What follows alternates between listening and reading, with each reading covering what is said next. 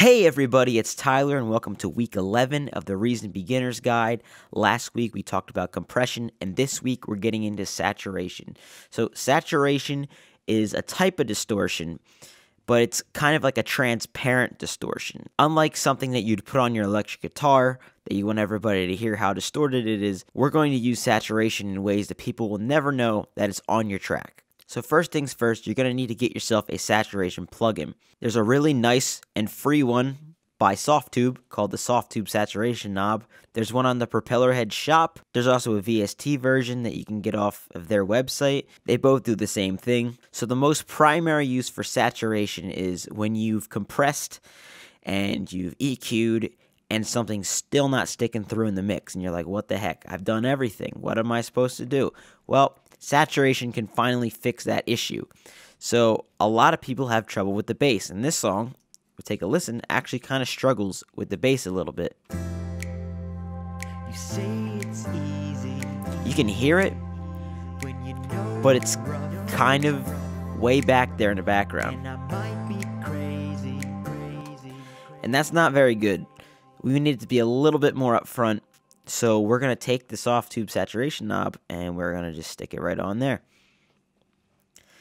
Now, we got a couple options here. We got neutral, keep high, and keep low.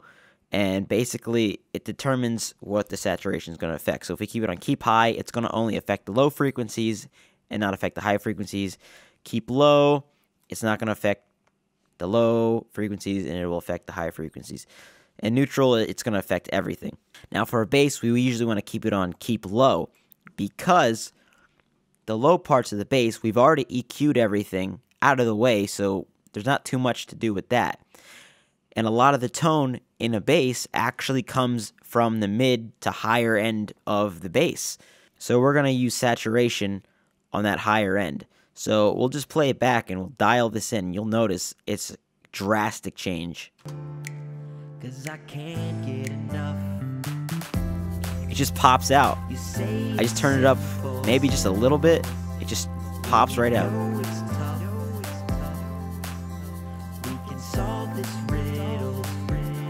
It's a massive difference. Now, if you're curious what this sounds like if you crank it all the way up, I'm going to solo the bass real quick.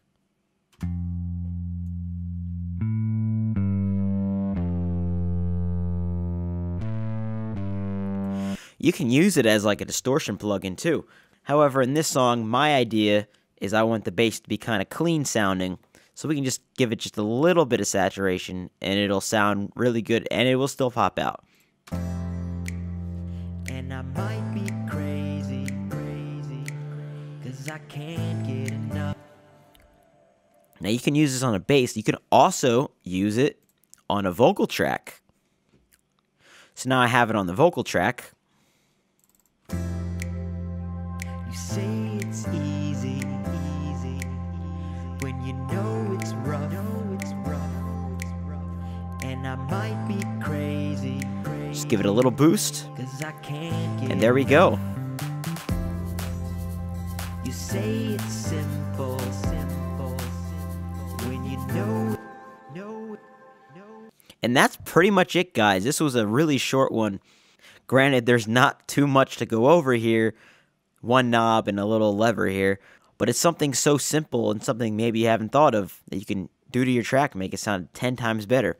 Any song you listen to on the radio or any record or whatever, they all use the saturation, especially like alternative bands where they got like guitars and such, tons and tons of saturation on the drums, on the guitars, on the bass, on the piano sometimes. Saturation is everywhere, and it just makes everything pop. So next week, I'm going to give some closing tips and some solid ways you can get better as a producer and really hone your craft and become better at what you do. So if you want to see that, hit that red subscribe button. If you have any questions about saturation or anything else, leave a comment. As always, it's been a pleasure. This is Tyler, signing in with love.